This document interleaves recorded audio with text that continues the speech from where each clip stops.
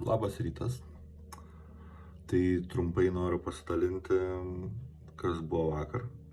Tai vakar vakare buvo sunku morališkai, galvojau, kokią nesąmonę čia darau, niekas neaišku. Kėliau vakarykštį video į socialinius tinklus, tai vienur įsikėlė ne tie tekstai, susikėlė kažkoks chaosas. Prekyba, taškuose, šituose grožio salonuose. Buvau 6, atsakymų kažkokių konkrečių vienas gal, kituose ieškok direktorės maždaug tokią temą.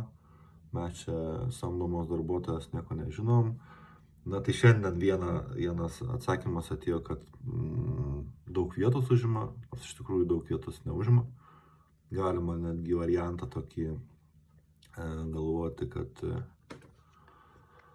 kad būtų iš vis minimaliai vietos, net nereikėtų nieko storinti kirpykloj, užsakymas per internetinę svetainę, tai turbūt pasiūlysiu dar šitą dylą.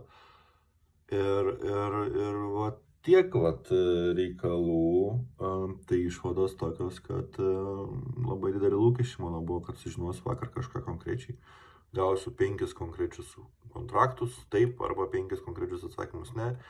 Žodžiu, toliau važiuoja šitas asfalto lygintuvas sunkiai sukasi, bet kažkur nuvažiuosim. Tai šiandien saulė šviečia,